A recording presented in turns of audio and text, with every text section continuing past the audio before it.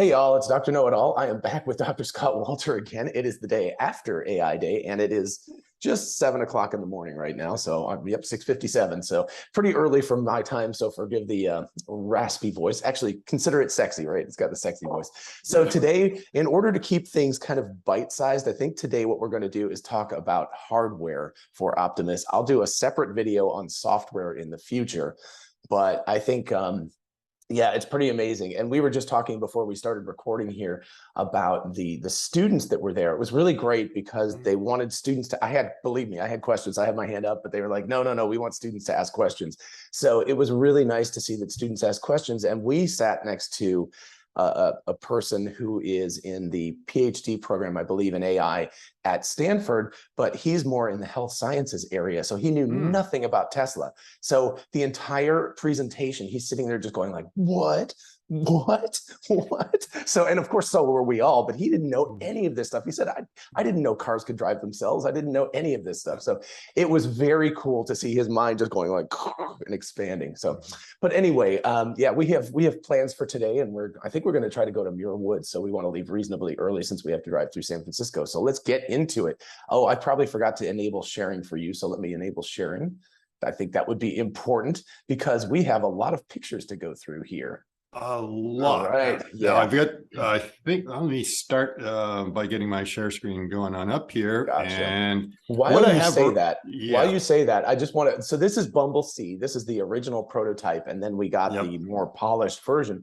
I don't know about Bumble C here, but they showed that what they're going to run is basically a half a FSD. They were going to cut it in half and have only one SoC. So anyway, afterwards, I was talking to one of the people, and I said, "Oh yeah, that's really cool that you did a half a card and you're using hardware 4." And you know how little toddlers, if you catch their hand in the cookie jar or something, and you're like, "You've got a cookie," and they're like, oh. So he didn't say anything, but I got this look. So I'm pretty convinced at this point that hardware 4 or some evolution of the hardware is in the robot. So anyway, sure. And by the way, Scott, I want to say these guys are all huge fans of yours. They keep. Last night I was talking to them, and they were like, how does he know this stuff? How can he look at a single picture and figure out exactly what's going on inside this robot? So they're very impressed by you, and they do watch you. So that's pretty cool. Oh, wow. So that's really, so there must be a team of like only 4 or 5, because I think that's about how many views it had.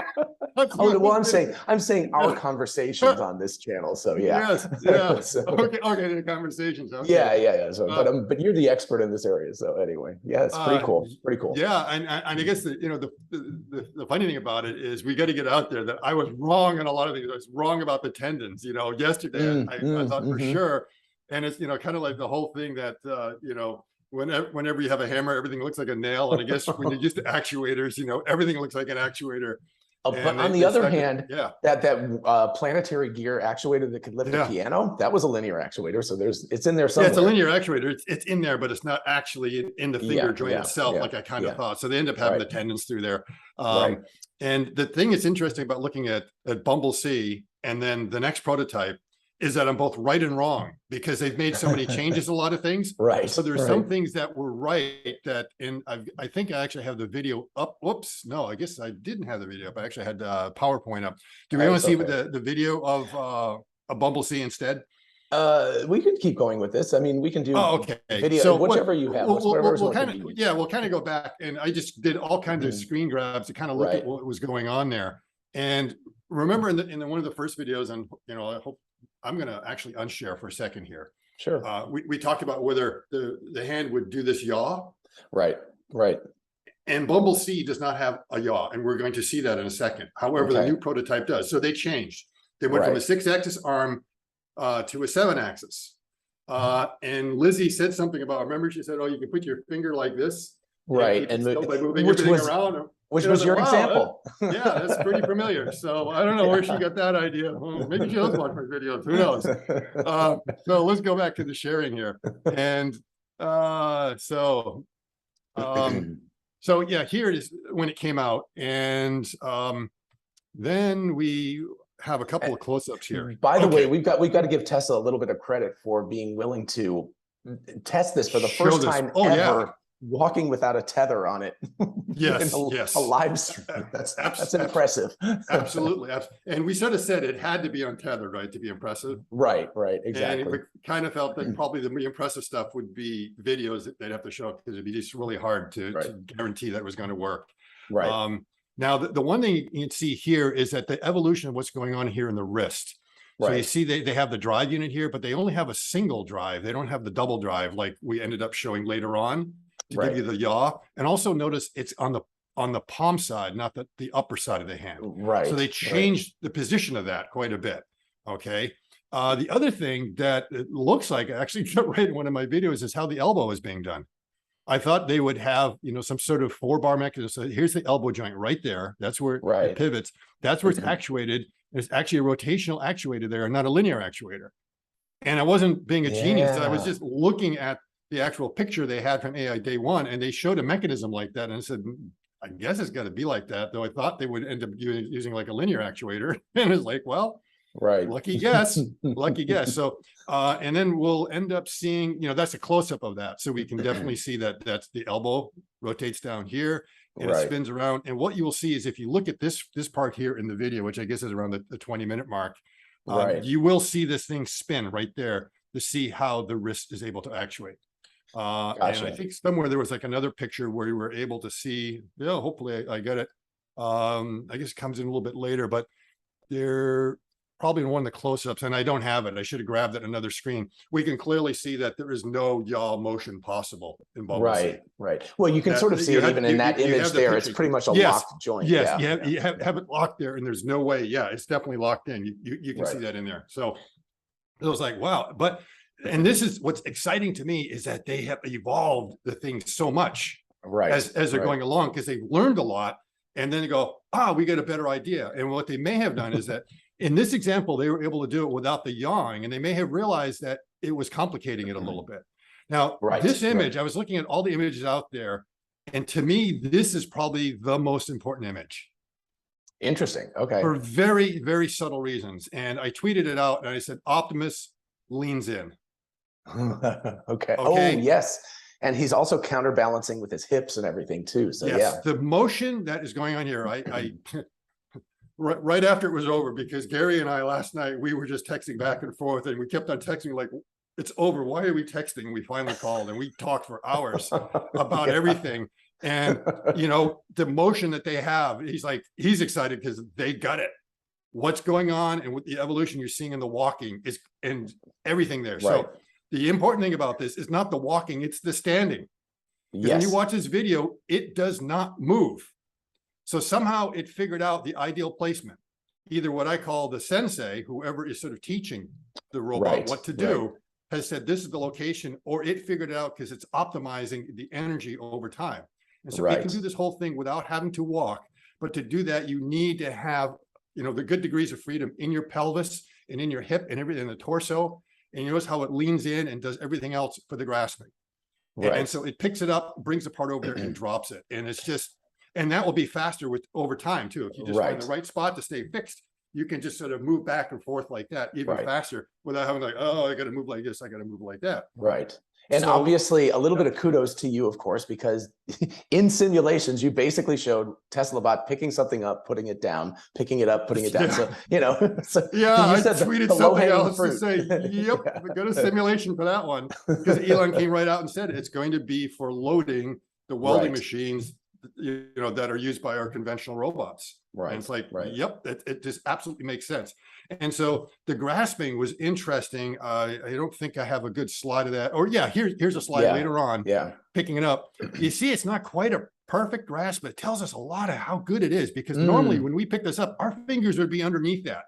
But also you can tell that it can't yaw the wrist either, because it can't quite get that angle that it needs. It can't get the angle, so it's missing that, which is probably why they decided to do it. Yet it has a grip strength that it can pick it up without having to get underneath, which is what I would do. I want to feel secure when I'm picking up something like that. And and so this is a typical thing that they bring it on over, drop it in. Unbelievable how good that is. Another thing I want you to point out is that the head does not move. Yes. They took away the joints from the head. Right. And in Bumble C already, not even in the later prototype. Right. So right here, they already have taken that away, which is sort of interesting. And I'll point out one other thing. Don't need it. In the second prototype, it's got a full head. In this version, it's only got the front part of the head. So I don't know if it has any rear cameras. It may only have cameras in the front. Because or I would think it has some sort of surround, because if the cameras are going around, that's what we're saying. Wait a minute, if you've got surround camera, surround vision, why do you need to move the head?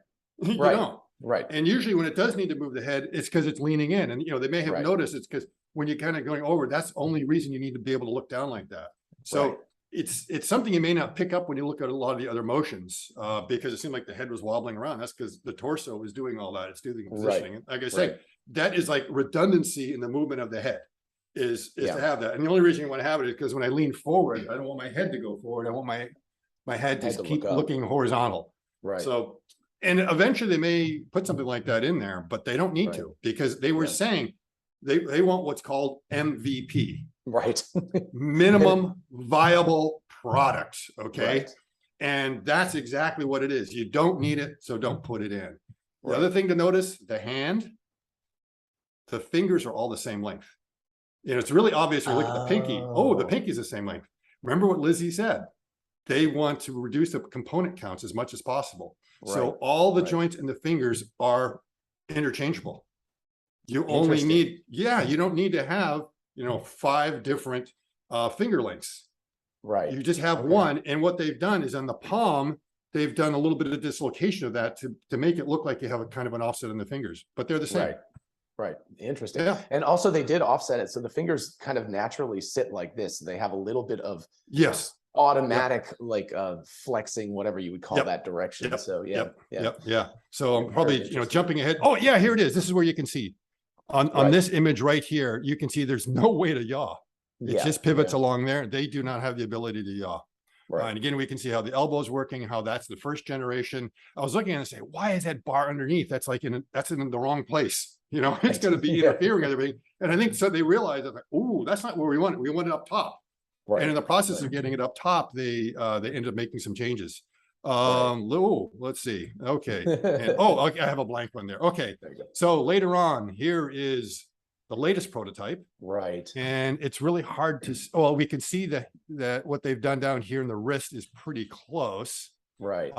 This is a question I had for you. If you look at that slide, he's got a Texas belt buckle, which I think is a really crowning achievement on the Teslabot. So the Texas belt buckle. The girdle that's been designed here has been improved from Bumble C. Because they have connection points in the front and the back. So they didn't. You can't see that real clearly, but we got to get right up next to this model. And oh gosh, the poor guy was like, please don't touch, please don't. He's like, please don't knock over my $1 million baby. But the actuators on the hips and the actuators on there's 2 actuators on the hip, one to go backwards and forwards. There's like one right here, which is like and a vertical one behind it, and one in the back. And like I say, it's like I was looking at it, it's like, man, the booty on that thing is something else. But then he's got it's really sticking out. You can't see it, but inside the torso, the very, very skinny torso, the exact same 2 actuators are there. So they're minimizing part count because they're building these actuators from scratch.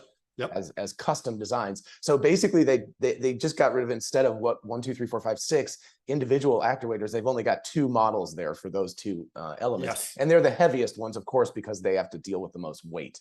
So and what's rather interesting is that it seems like these are almost over-engineered for the kind of motion that you're going to have there. That's what it feels like, because it's a more of a nuanced motion that you're doing there on those 2. You don't really need them for walking.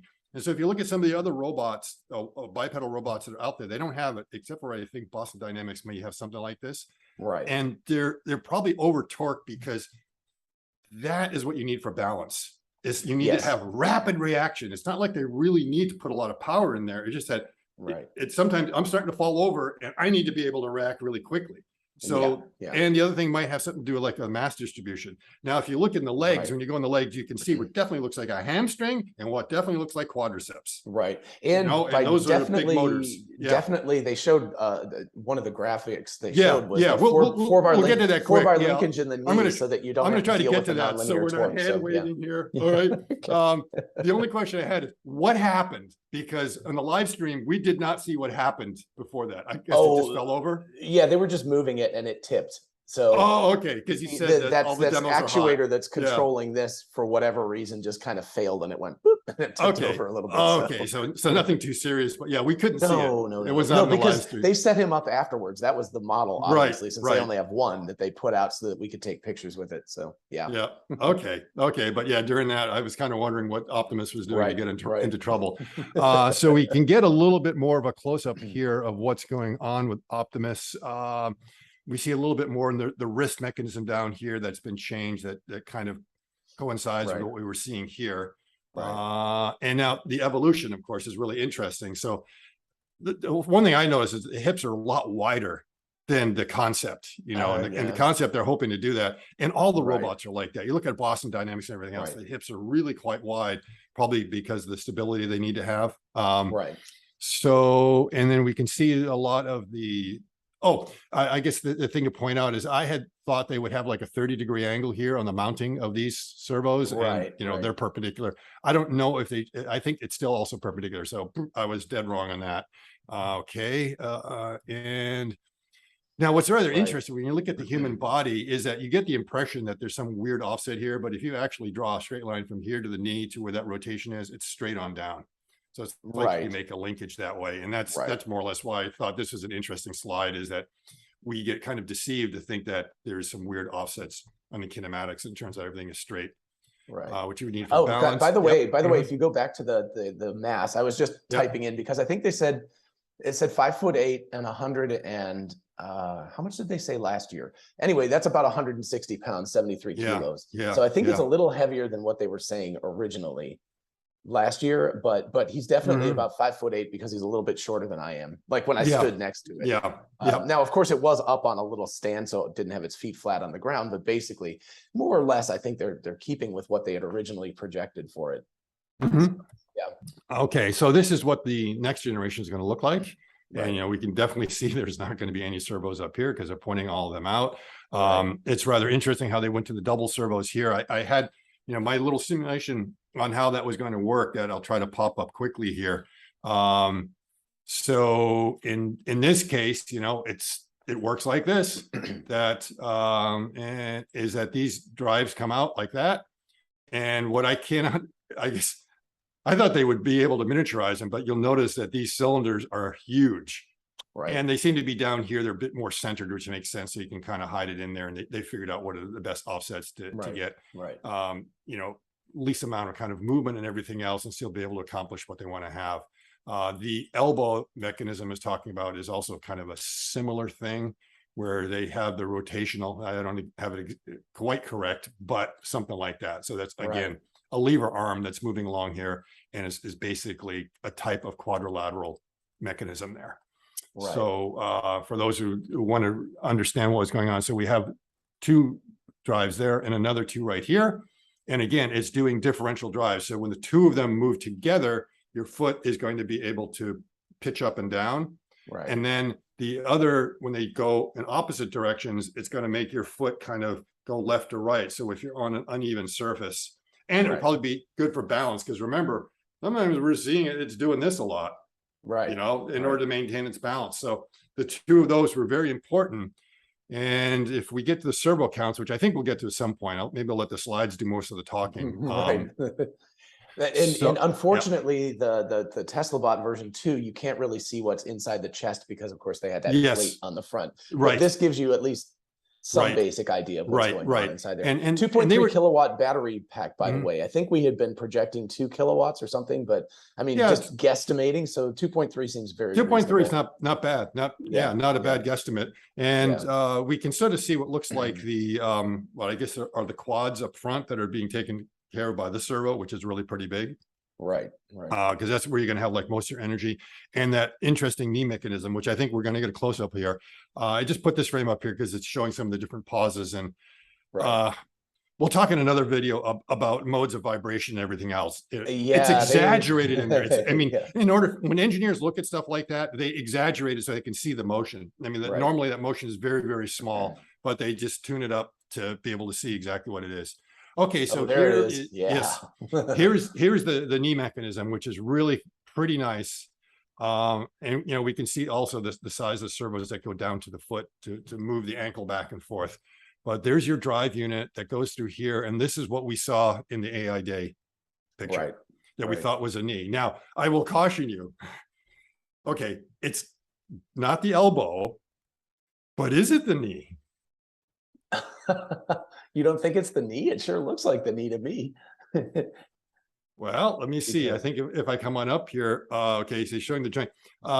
It's not quite in here, but it might show up in another picture. But back here, they have almost an identical mechanism in the back of the hip. Oh, interesting. It's the same back there as it is at the knee. That's what I'm saying. Was it the knee or was it the hip? You know, Right. And since they probably knew that, we'd be guessing, it's like, oh, they're probably going to think it's the knee or the hip. Let's make a picture, or the knee or the elbow. Let's really make them wrong. Never would have guessed there. So, but this is, I mean, again, assuming it's the knee, it's a more efficient design than the human knee, because they talked about how the human knee has to deal with nonlinear torque. Yes, the torque profile. That right there. Now, he kind of misspoke briefly, because he talked about a 4-bar mechanism versus a normal lever, which he called a 2-bar. Technically it's not a 2-bar. He really means a 3-bar. But at the same time, if you look at a 4-bar mechanism, it's also really a kind of a 3-bar, because your 4th bar is ground. Okay, so you think, you have kind of a ground, and you get these 3 linkages that come around. And so it's the same thing, is that, okay, it's like 2 linkages that move, and then ground sort of automatically forms the other one. So it's basically, it's a triangle. The left-hand one, the ground would be the top left of those dots. No, in the picture of the knee. Yeah, I mean, you can pick any one of these. You can say that, this is my ground right here, and these are the ones that move, or this is my, it's like everything, you can just choose that. But the way an engineer would draw this is they would put a bunch of little slashes here to sort of show, oh, that's fixed and that doesn't move, and everything else is moving around with it. Right. So it's a 4-bar mechanism, but it really looks like you built 3 links. Right. So that's all. But anyway, the main advantage from this is the right-hand graph that shows the linearity of the force, the relative linearity. Yes, what this means is that in their use cases, so they went through all these different potential use cases, that they would need to get certain knee angles with certain forces from the actuator. And there's a lot of cases, in order to be able to do that, your lever mechanism would have to produce forces way up like this. Right. And when you go way up like that, that means the energy consumption to be able to do that same move goes way up. And they're trying to you have to over-engineer the joint. You have to, and the oh yeah. Now you're delivering a lot of force. So the other thing, so at the actuator, you can make a smaller actuator that does not have to produce quite such a high force. So this isn't actually the torque of the actuator. I think this is actually the force that's being delivered. And then force over distance, and all that is going to be the power consumption. And remember, the reason why Teslas have such good range is that they found all these different places that they can save energy consumption here, there, and everything else. They're doing the same approach here with the Teslabot. This thing, we want to be able to run one day on one charge. That means we don't want to exceed the energy requirements when there's a better design, a more elegant design. And so, I mean, again, that's kind of brilliant how they did that study, and they looked at all the use cases and then figured out what it's going to be. So I was really quite impressed with that part of it. And we get a better idea here. I think the optimized joint efficient actuators. Okay, there's a nice clear picture in here. So there you go. See that? Oh, yeah. It could have been there in the hip. I think you could see the pistons down below it in the knee, though. But you're right. It is the same exact. It could be. It's just about the same. It's just how you were taking that picture. And then you see, I mean, this motor here is absolutely huge. I don't know why it's so big, if they just want it for counterbalance, but it really sticks out. I mean, talk about Maximus Glutimus. That is something else. It's going to have a little bit of a butt when you put the plastic cover on it. The other interesting thing is, like, if this is where your buttocks is, and that's where the actual joint is, it's different than in a human. Right. Because our joint flexion is more up here than there. And I've noticed that with all the humanoid robots, is that pivot joint seems to be a lot lower than it is on a normal person. Right. And I don't know if that's something to do with center of gravity, or it's just the design of the mechanism. There's no way they could figure out how to get that rotation up here, because the servos are kind of in the way. So it's kind of messing that up. So. And the thing to notice is it's hard to see, but this black part is kind of a girdle that goes around from here to the other side. It's connected in the back, and it's on the backside where it's connected to the girdle that it makes it move. And over here, it's just pinned on there, and it's just a free moving joint right there. Right. Because this one goes vertically down to cause the leg to kind of go back and forth, side to side. Gotcha. And yeah, my guess is that you need that amount of size and power just to be able to make sure it doesn't fall over. Hey, and by the way, I asked specifically, you know, because you talk about pinch points and things like that. So I asked the designers about, you know, when they're going to cover it, because clearly you can't have something like this with exposed joint. So he said, we know we're thinking about a lot of different skins. So who knows? Maybe it'll be like Fortnite, where you can buy Teslabot skins of whatever variety you want someday. That's well, it's probably going to depend upon the environment it's going to be going in. Right. That's true. Yeah. That's very true. Yeah. So if they know it's going to be working in a dirty environment, they're going to need some sort of proofing around there just to keep the dust out. And the other thing is just for safety. You just want to make sure someone's fingers aren't in there. Exactly. So it's going to have to be, I don't know what, IP 30 or something like 20 or 30 to make sure a finger can't get in. You know, if a little bit of dust or dirt gets in there, maybe that's not a problem, except, you know, for the mechanism. Right. So yeah, they'll probably be doing a lot of things like that for safety reasons. So yeah, so this is really nice how they break down all the different scenarios of what's going to be needed to figure out what the motors are. And this was, I think, dude, did I get another shot? No, this is the only shot I took.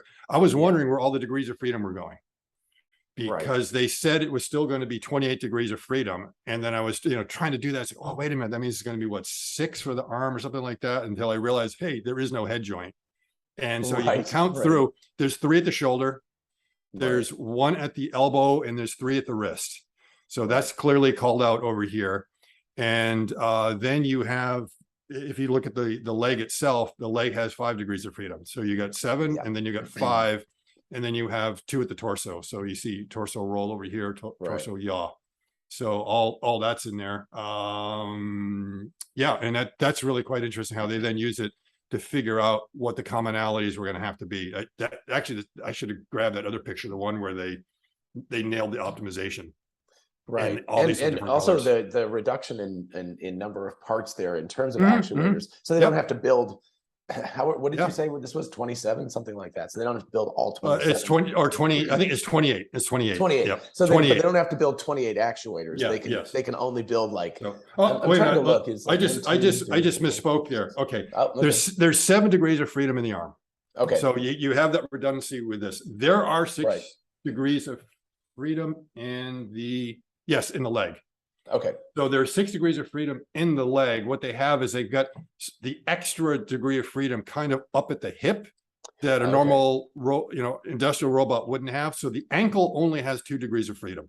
Yes. It doesn't have 3 because there's that basically that yawing, or basically, duck foot to pigeon toed. Sort of, You don't have that. You don't have that. Yeah. So, and it's just not needed. So it's absolutely not needed. So, but that's up at the hip. They have this, what kind of is a redundant knee joint, if you want to think of it that way, but that's what's really needed to get the balance and to allow it to lean in and do all these other things when it does its motion. And I think somewhere, in that, so we can see the different kinds of actuators they have here. You know, the main thing is this is how a linear actuator works. It's actually a motor that spins. Right. And you have some sort of threaded mechanism here that's able to slide in and out when it does that. Right. And that also allows you to go pretty slowly too, because a lot of spins. It goes very, very, I mean, that's kind of the pluses and minuses of that, is that you can develop a lot of force for this. Right. A lot of force, but it might be kind of slow speed, not react really quickly. Right. Right. So your reaction time is not going to be quite as good.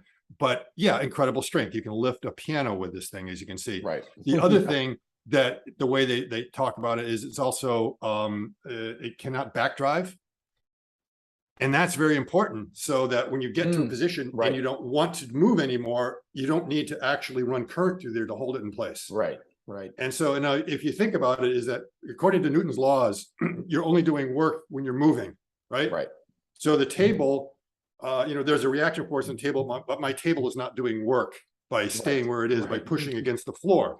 Okay. Now, if you ask a weightlifter, when he does the power lift and he's holding that thing up there, if he's doing any work, according to Newton, he's not.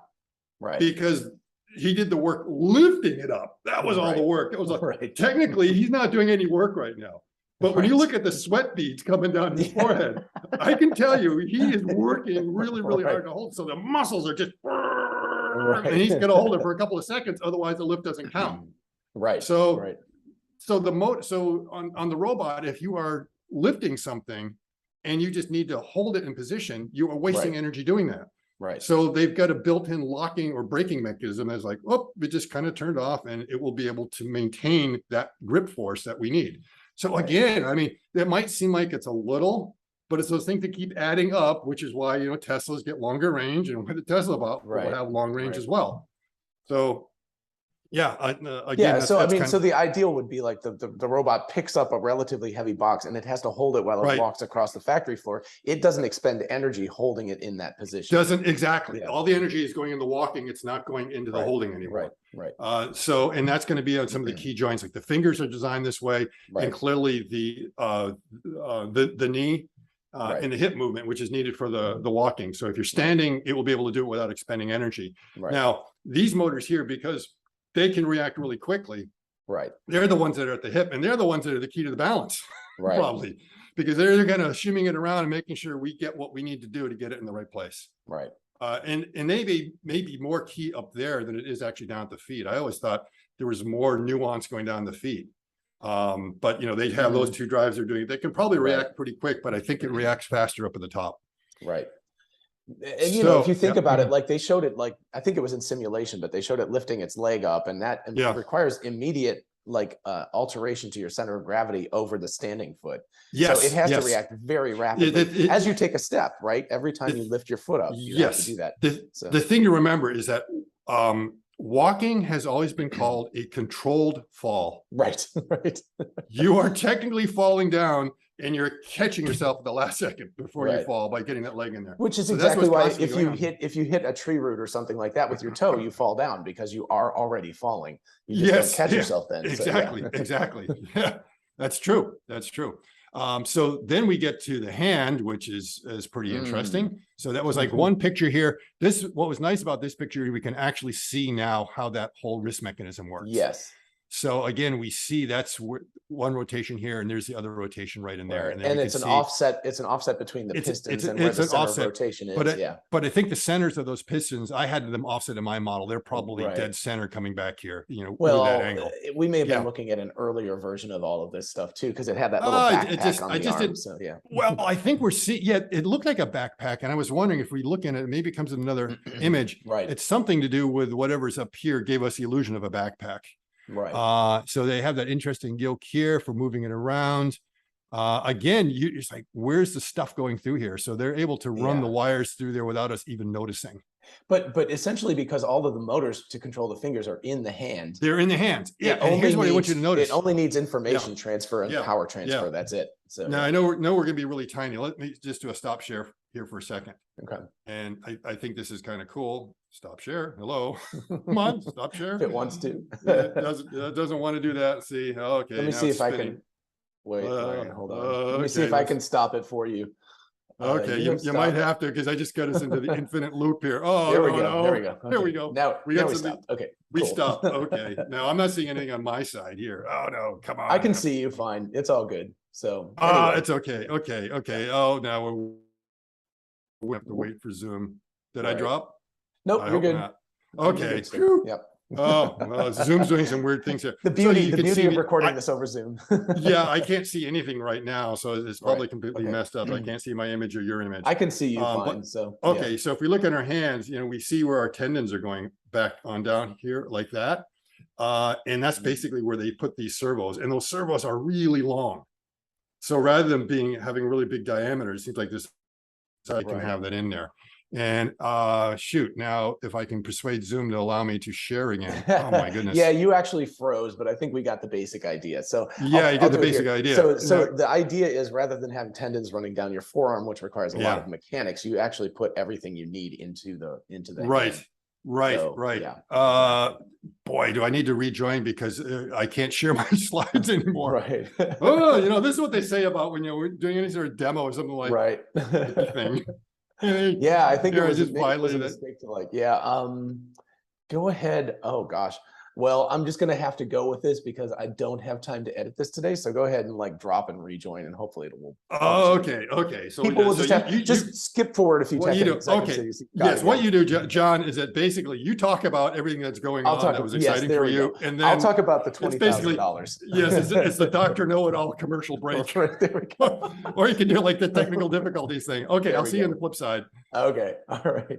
So we're gonna have a little commercial break here, and hopefully this will all work. So I think it is important to talk about the fact that we're looking at $20,000 for Teslabot, which is pretty impressive. Now, you know, maybe again, that's Elon Musk talking, and it could be a little bit overly optimistic. So it's quite possible that we could be looking at $25,000, but still we're looking at something that is less than the Tesla vehicles for sure. So I think we've got some seriously good stuff going on, and I don't know where Scott is. I think I still hear him, which is a really interesting part. So yeah, so anyway, there is a lot happening with all that's happening with going on. Oh, here we go. Let's see if we can get him back again. Sorry. So what happens when you can't edit things out? So hopefully we will now get two Scott Walters. We'll get double trouble. I see one, and if you start, there you go. Now you're appearing. So I think we're back to being good again. So yeah, we. Oh, somehow the other one doesn't. I actually had to go in the task manager to kill Zoom because it wouldn't let me kill it the normal way. Let's see if I can kill. Oh, good, it's gone. We finally figured out that the clone of me is gone. There we go. No Scott. So I was talking. I don't know how much more you have in terms of the mechanics, but I was going to talk about, or I was talking about the cost of this robot, which, you know, obviously right now this is millions of dollars to create this the prototype that we have. But the fact that over time, Elon Musk was saying $20,000 to $25,000, somewhere in that range, that's a reasonable price for, maybe not for having around your house just for fun. I mean, that's an expensive toy, but if you have anything where you can get productivity out of this thing, wow, that is not expensive when you consider the cost of a human being over the course of a year. Oh yeah, if you're using it to actually for labor, absolutely, it would pay for itself really quickly. Right. Okay. Did I share the right screen? Are we back to where we were? The hand. Yeah. Okay. I'm not gonna hit stop share anymore. It's like we're just gonna go with this from now on. So what we were talking about. Okay, you can see my hand this way now, right? So I mean, we see where the tendons are. It's almost like that's where they place these servos, which will come in here.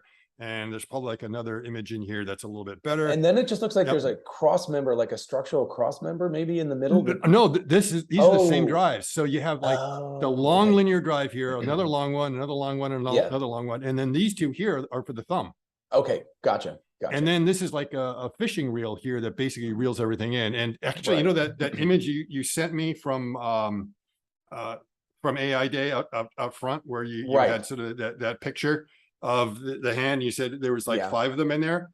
I could not see the tendons in there. So I don't know if that was a render. I could see the holes where the tendons are supposed to go through, but I think they removed them, but you can see the springs in this too. Yes, right here.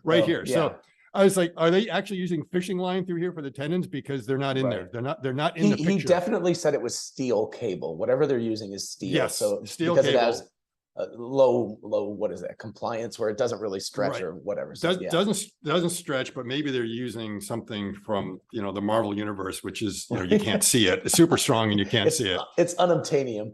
Yeah, unobtainium, exactly. So like right here, that seems to be where they would go through, but they weren't there. And when I saw this image, I was like, man, I'm in trouble, but there's nothing there. I can't tell if it's a tendon. I can't tell if the actuator is missing. It is a tendon. You could see it in some of them, but basically the spring inside the finger. So its natural position, if the tendon's not being pulled, is like this. Yes, exactly. And then as the tendon gets pulled by that little mechanism inside, it rolls in to make a grip. Yes. And if you go back to that, that's what we're seeing in here. Yes, right. So now we can see the tendons going through here. Right. And they just roll up on here, and then they relax. Yeah, and so it is like a fishing reel. It's just like basically you wind it in, you wind it out. So, and when you wind it in, you get a lot of grip force. And then when you relax it, the springs basically allow it to go out like this. So it has like very little force going outward, as we predicted. Yes, it's like an alligator. Okay. An alligator has a really strong clenching force, but you can take electrical tape, wrap it around the alligator, and it can't open up. Right. It doesn't have enough power to, so next time you're in a swamp and alligator comes, just get around the back and hold it and you're fine. Okay. Oh, I thought you just get some electrical tape and wrap it around. That's all you need. I mean, you go to the parks and you see them just running, putting around, and that's it. Right, right. And so that's the other thing that's worth pointing out here is that the mechanisms, again, they specifically pointed this out, the mechanisms inside the finger, when you pull them, when you roll them in, they lock. You don't have to expend energy. Once it's in a grip position, you just leave it. Yeah, that's it. That's what they're talking about right here. Yeah. Non-back drivable fingers. Right. So this whole thing is your drive. That's where all your power is coming from. Right. And they have some sort of gearing mechanism up here. So this here is like a worm drive. That's just going to be, or a rack and pinion, however you want to think about it. So it spins and it makes and it spins. And right in there, right around there is where the tendon wraps up on there. There's not a whole lot of spool. It's a little bit of spool, but you don't need much. I mean, they're retracting it just a little bit. Right. So that's enough to be able to do it. And so and because of the compliance and everything else is sort of in there, the way the tendon's going to work, it'll conform to whatever it's picking up. Right. Now, I don't think it'll make an omelet right now. It's going to break the eggs. Yeah.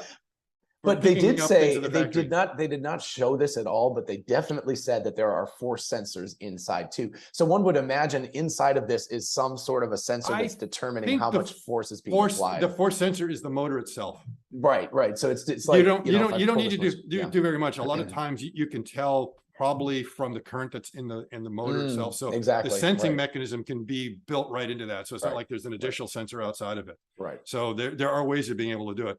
As a matter of fact, I think it was Ashok was talking something about the fourth derivative of position.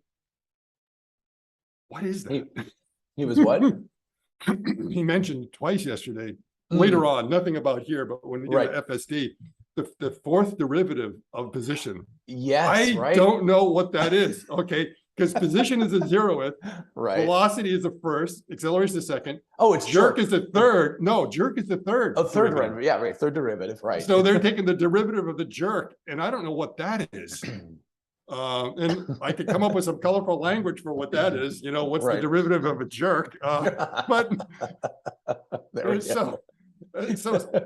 and really, you need that? Okay, but I'm digressing here. It's but that is amazing that they're actually looking at. So the jerk is like that this kind of motion when you're driving the car that you don't enjoy. Nobody likes that. Nobody likes whatever the derivative of that is the time derivative of that motion.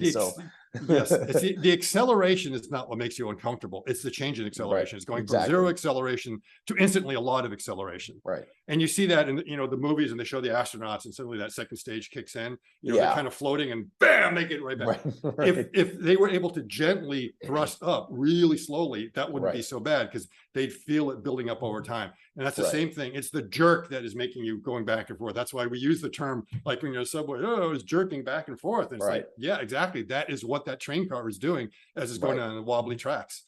So that equals bad. And then I guess they're looking at another derivative of that. They may be, they don't do that because either. they're probably looking at like current diagrams and everything else that's going through there. And you don't want that spiky behavior. So whenever you go from like 0 to some other value, there's always that instantaneous jump. And anything you do to smooth that out probably makes the control system. So that's interesting. So that, control system, you can go on as many derivatives as you want, but at some point they pretty much flatten out, and evidently the fourth derivative. Okay, but this is an unedited video, so I better shut up and we digress. So maybe let's hold off this stuff until another video, because I think this gets more into software. But I think so that was a software and walking, and I wanted to make sure we kind of saw that, how the evolution of this went well. Yeah. Right now you're kind of looking at it and it's like, oh man, it's like they're always kind of sitting down there, not confident. But as you look at that, you see how it gets better and better as you're going on to that standing more. So that tells me it's going to be improving a lot more. So what we see now is it's still tentative, but it's going to get better really fast. And they must be using some pretty interesting, simulation and whatever they're optimizing on. I think they're optimizing probably on energy expenditure or something like that. And the more they do that, the more it's going to have a better gait. Once it sort of figures out what it has to do to balance, it's just going to get better and better. If you look at like a lot of times toddlers and stuff, they'll, sometimes they'll walk like this. They use a lot of energy to walk until they figure out how to do it. As they're just beginning to walk. So it looks very similar to that, that's ungainly motion. That's not energy efficient. So they've made a lot of steps since then. Sorry for the really bad pun. That's terrible. Yeah, the locomotion, everything here is going to be interesting. That perhaps we can go into a deep dive, because this is a classic problem in industrial robotics anyways, where you have a kinematic model. And short story is, a kinematic model is that you model something and pretend there's no masses and no forces. You have only velocities and accelerations. Right. And that's a very easy way to be able to model how a mechanism is going to work. But in the real world, you have these masses and inertias and torques and everything else that results in that you plan to do something and you push it in a certain direction and it doesn't respond the way you expect. And now your control system suddenly has a huge, error, and it tries to overcompensate for that. And then you start getting all this fluctuation all over the place. And so if you're able to kind of predict ahead of time with a much better, what they would call a dynamic model, and a dynamic model, you have your masses, you have your inertias in there, then you can start to solve the problem better. And they already do that in industrial robots, because industrial robots, the problem is we had this nice motion going on, and then the robot would pick up something really heavy. And then the control system would like, oh, wait a minute. And then it was just, whoa, would overshoot and stuff like that, because it just wasn't tuned for it, because it was using a really crude model. So that, I mean, I think I mentioned every one of these slides we could do 30 minutes on. Yeah. There's a lot there. There's an absolute lot there. And the motion. And by the way, I was going to point out, this is one of the places where the hip flexion this direction, the yaw, is critically important, because in order to make a turn, you have to yaw out the foot so that it can actually make it can angle itself as you're walking. So this is that very clearly demonstrates that right there. And it's getting that yaw from the hip, not from the ankle itself. Exactly. So it is able to, and again, that's why that's important. And also the arm motion that's there to help with the stability. Right. That's, if you look at how a duck walks and stuff like that, they always also have that kind of weird thing that they try to do to balance a lot of them. Oh, they use their head, right? Yeah. Their head is moving around to try to counter what's going on. Right. So the same thing with the arms. It's very important. And it seems to me they did not program that behavior. It figured it out on its own. Yes. My assumption is that the way that it looked like is that they trained this thing on neural networks or something like that, so that it or some sort of machine learning type of algorithm. I absolutely would. Figured itself out. So that's the whole point. Let it figure it out, because eventually it'll get there and optimize it in an interesting way. So again, how the real world and all that we can do a lot, destabilization, because if you have unmodeled dynamics, that's what's going to happen, is things are just going to fall apart. And then that once you get it, now you can get the situation that, because the control system understands the behavior of the world a lot better, it behaves a lot better. So the thermostat in your house, if it really understood how your house worked and how the heat affected everything, would do a much better job of being able to keep the temperature where it is. But it just constantly overshoots, because it's just like, let's bring the temperature up. It's cold, and then it doesn't falls, have a good enough model. It falls. So, and just for people who haven't watched the video, the shot. Oh, go back one click. Okay. No, sorry, the one where the guy's poking it. Go for it. Yeah, that's the one. Right there, that one. Poking. So that's just that's part of a video where the guy is actually being very much nicer than the Boston Dynamics people, but he's poking the Teslabot, and it recovers its balance. So I think we should go ahead and stop here, because it looks like we're getting into more of the software control systems aspect of it. But anyway, I mean, thank you. This is like it's I really appreciate that you have talked to me so many times about this, because I was able to understand what was happening in the presentation so much better, because I'd already chatted with you about all of these little elements of it. So I really appreciate that. Thank you. Yeah, I'm just going through to make sure there wasn't like a point or two that I kind of missed. I wanted to make sure it was in there. So it's 28 degrees of freedom, not including the hands.